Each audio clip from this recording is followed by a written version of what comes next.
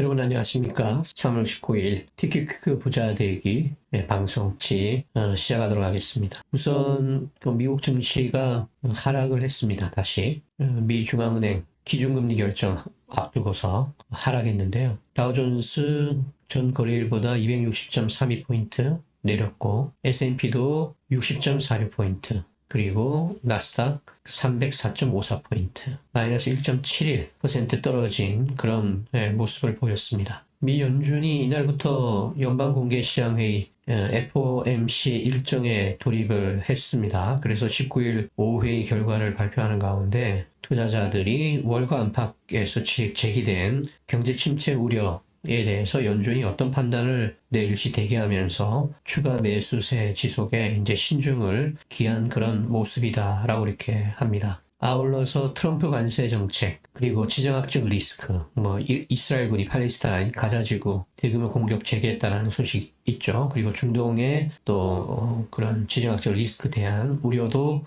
커져 있는 상황입니다. 아울러서 지금 빅테크 주식이 가파른 하락세입니다. 그래서 이게 투자 심리 전반에 부담으로 지금 작용을 하고 있는 것 같아요. 거대 기술 기업 7곳 가리키는 매그니피센트 7 모두 하락을 했습니다. 테슬라도 급락했습니다. 이게 이제 중국 비아디 초고속 충전 시스템 발표가 나면서 전기차 시장 경쟁 격화될 것이다. 그래서 이런 전망 때문에 5.3% 급락했고, 엔비디아도 자꾸 하락을 하네요. 칩 베라루빈 선보였습니다만 시장 반응은 차가웠죠. 그래서 오늘은 미국 주식을 투자하는 분들이 두 가지 유형이라고 볼 수 있겠죠. 개별 종목 투자하시는 분들, 그리고 TQQ처럼 레버리지 ETF 투자하시는 분들, 이런 식으로 이제 나눠질 텐데요. 저 같은 경우는 이제 이전에는 개별 주식을 투자를 다 했죠. 그러다가 TQQQ 레버리지 투자를 시작을 하면서 일단 개별 주식은 이제 투자를 하지 않고 있는데요. 이 표를 보시면서 한번 같이 보도록 하겠습니다. 미국 주식 개별 종목 투자 하시는 분들, 특정 기업의 이제 주식을 직접 매수해서 그 회사의 성장과 수익에 투자를 하는 방식입니다. 그러려면 방금 우리가 그 개별 종목들이 이렇게 어떤 전망 때문에 또 시장이 지금 어떻게 바뀌기 때문에 또 어떤 걸 지금 선보였기 때문에 이렇게 올랐다 내렸다 이런 것들이 이제 얘기가 되는 것처럼 개별 기업에 대한 이제 분석이 필요하겠죠. 그리고 기업의 실적, 경영 전략, 또 시장에서 어느 정도 경제력이 있는가, 외부의 경제 상황들은 또 어떤 지금 상황인가, 이런 것들이 투자 성과에 이제 영향을 미칠 겁니다. 그리고 반대로 레버리지 ETF 투자 같은 경우에는 지수를 이제 추정하죠. 지수나 자산을 추정하는 그런 ETF입니다. 자산을 2배 또는 3배 등으로 확대해서 추적을 이제 하는 방식이 되겠는데요.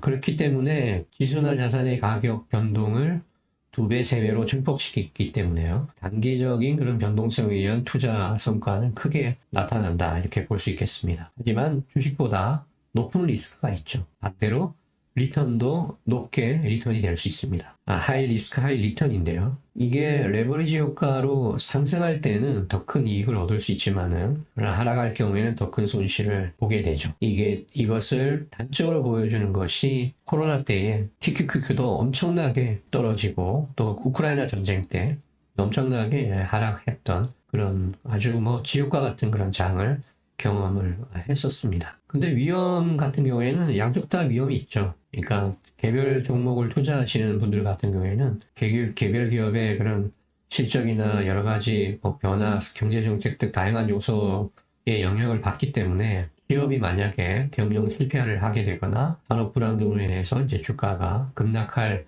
위험은 언제나 존재한다라고 이렇게 볼 수 있겠습니다. 레버리지 같은 경우에는 더 큰 위험이 있죠. 자산 가격 변동성에 2~3배 반응하기 때문에 주식의 변동성보다는 개별 주식의 변동성보다는 훨씬 더 큰 위험을 내포하고 있다. 특히 시장이 급격한 하락이 지속될 때는 더 큰 손실을 입을 수 있다. 하락을 잠깐 했다가 올라가고 이럴 때 문제가 안 됩니다만 계속 지속적일 때는 더 큰 어려움을 겪을 수가 있다라는 것입니다. 반대로 그만큼 지수가 예상대로 상승을 해준다면 큰 수익을 기대할 수도 있겠습니다. 결국은 장기 투자를 하느냐 아니면은 단기 투자냐 이런 것에서도 이제 차이가 많이 날 텐데 일반적으로 우리가 보통 미국 주식 개별 종목 투자하시는 분들은 장기적인 투자를 한다 이런 마음을 먹고 사실은 미국 주식에 들어갑니다만은 실제로는 장기 투자하시는 분들이 많이 없죠. 단기적인 변동성을 무시해야 되는데 이 단기 변동성을 무시하고 장기적으로 추구하는 그 전략이 우리나라 분들한테는 좀 안 맞는 것 같아요. 우리나라 분들은 굉장히 공격적이기 때문에 주로 단기 트레이딩을 목적으로 하게 되는 이제 레버리지 ETF에 투자를 굉장히 많이 하는 편이다라고 볼 수 있겠습니다. 개별 기업을 이제 투자하시는 분들 같은 경우에 좀 어려워하는 것 중에 하나가 개별 기업에 대한 이제 깊은 분석이 얕을 수밖에 없기 때문입니다. 주로 이제 무엇에 의지를 하게 되냐면 결국은 미디어나 소셜 미디어 이제 영향을 받게 돼 있거든요. 보시면은 이 서울경제 뉴스인데요. 이만 보더라도 미 주식 대신에 이거 샀다가 대박 났다. 한 달 새 22% 올랐다는데 라고 하면서 뭘 지금 얘기하고 있느냐면 이 바이두나 알리바바, 텐센트, 샤오미 이 중국 주식 얘기를 지금 하고 있단 말이에요. 한번 볼까요? 미국 빅테크 매그니피센트 7, M7 주가가 맥을 못 추리는 동안 중국 빅테크 기업이 급부상하고 있다고 미국 외신들이 18일 보도했다. 저도 텐센트 몇 개 사본 적이 있었습니다. 알리바바도 샀다가 결국은 손해보고 다 팔았었는데요. 저도 이런 뉴스에 그때 휘둘렸거든요. 그때 한참 미국 주식 다운되면서 중국 주식이 부상하고 있다 이런 얘기들 이런 뉴스들을 본단 말이에요. 그래서 여기 보면은 사람들이 나도 일로 옮길까 이런 생각을 안 할 수가 없어요. 여기 보면 중국 빅테크들의 주가 오전은 최근 떠오르는 인공지능 덕분이라는 분석이 나온다. 바이두는 최근 두 가지 AI 모델을 내놨다. 여기 보면 텐센트죠. 텐센트도 지금 AI 챗봇 위안바오는 딥시크를 제치고 최근 중국에서 가장 많이 다운로드된 아이폰 앱에 오르며 인기를 입증했다. 샤오미는 작년 시절 발표에서 휴대폰 및 인공지능과 사물 인터넷의 결합 부분 매출이 전년 대비 23% 증가했다고. 이에 반해 애플과 엔비디아, 테슬라 등 미국 7대 대형 기술 주가는 매우 부진하다. 이달 10일 매그니피센트 7의 시가총액은 하루 1129조 원 증발한 바. 이런 뉴스들을 들으면 사람들이 그죠? 내가 지금 하고 있는 이것이 맞는가? 지금 이렇게 손해를 보면서 마이너스 상황에서 이렇게 내가 장기 투자를 해도 될까? 이런 생각들을 이제 하지 않을 수가 없죠. 거기다가 그 유튜버들이 또 이런저런 얘기들을 하게 되면 정확한 기업 분석을 하기보다는 이제 떠오르는 트렌드나 단기적인 뉴스의 영향을 받아서 감정적인 이제 투자에 치우치게 되는 이런 것들이 참 어렵습니다. 특히 정보 접근성의 차이가 있어요.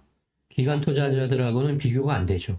대형 기관 투자자들 같은 경우에는 고급 리서치, 분석 도구, 전문 인력들을 통해서 깊은 분석을 하게 됩니다. 하지만 우리 개미들 같은 경우에는 그런 리소스나 도구에 접근하기 어렵기 때문에 결국은 인터넷을 통한 제한적인 정보에 의존하게 됩니다. 그렇게 되면 세밀한 정보 부족으로 기업에 대한 정확한 지식이 아닌 것을 가지고 결국은 투자를 결정하게 되다 보니까 그 기업의 모든 변화나 트렌드를 따라잡을 수가 없게 됩니다. 그리고 또 기술적 분석이나 이런 것들을 이제 하는 그런 분들을 이제 결국은 쫓아가게 되는데 이게 많은 개미들이 기본적인 그런 어떤 기본적 분석이라고 하는 기업의 재무, 경영 이런 것들과 기술적 분석, 차트, 가격 움직임 이 사이에서 이것도 균형을 맞춰야 되거든요. 근데 이 균형을 맞추는 것이 쉽지가 않다. 그래서 결국은 개별 주식을 꾸준히 사 모으는 것이 힘들다. 심리적인 부분이죠. 결국은 심리적인 부분. 부담감이 많습니다. 하락하게 되면 손실이 두렵고 이렇게 하락하게 되면 추가 매수를 주저하게 됩니다. 더 많이 하락할 수 있다는 거. 따라가다가 결국은 현금이 보유가 모자라게 되고 그렇게 되면 이제 섣부른 판단이 나오게 되고요. 상승하게 되면 더 상승하지 않을 추가 매수도 되지가 않고 또 그리고 금방 이제 손해본 분들은 금방 팔아버리게 되는 이런 감정적인 반응 때문에 꾸준하게 주식을 사모기가 어렵고 그로 인한 비용 평균화 전략을 제대로 실행하지 못하게 된다. 그리고 아무래도 단기적인 성과에 집중하기 때문에 주식이 오르지 않으면 인내심을 잃고 매도하는 경향이 너무 많습니다. 너무 많아요. 그래서 원래 개별 주식을 꾸준히 사모은다는 것은 이제 장기적인 투자를 의미하는 건데, 이 단기적인 가격 변동에 개미들은 민감하기 때문에 단기 성과를 추구하게 되고 투자 전략이 뭐 자꾸 변경이 되죠. 그러니까 결국은 어렵게 되고, 또 제일 또 문제가 되는 거는 이제 자금 부족, 지속적인 투자 자금 부족이 개별 주식을 꾸준히 사모으는데 방해가 됩니다. 그래서 적절할 때 매도를 해서 현금을 보유를 하고 있다가 또 이제 가격이 떨어지게 되면 또 그것을 사서 키워나가고 하는 그런 걸 통해서 이제 장기적인 투자가 되어야 되는데, 네, 이런 전략을 이어가기가 굉장히 어렵다. 그래서 결국은 일반 개미 투자자들이 개별 기업에 대한 깊은 분석이 어렵고 정보 접근 차이, 또 시간과 노력의 부족, 주식시장의 복잡성과 변동성, 이런 모든 것들이 이제 복합적으로 작용을 해서 개별 주식을 사모으는 것이 힘들 수밖에 없는, 결국은 심리적인 장벽, 단기적인 성과 추구 때문에 또 시장 타이밍에 대한 과도한 욕심, 자금 부족으로 인해서 장기 투자가 쉽지는 않다. 그렇다면 지수를 추정하는, 그리고 이 ETF, 거기다가 좀 더 욕심을 가진다면 이 레버리지 ETF를 그럼 어떻게 하면 장기적으로 끌고 갈 수 있을까도 한번 고민해보는 그런 것이 필요한 때가 아닌가 생각을 해보게 됩니다. 그래서 또 다음 시간에는 이런 레버리지 ETF 투자에 좀 좋은 그런 어떤 방향이 있을까, 무엇이 있을까 같이 한번 또 생각해보는 그런 시간도 가지도록 할게요. 그럼 오늘도 여러분들 좋은 투자 되시기 바라고 여기까지 하겠습니다. 감사합니다.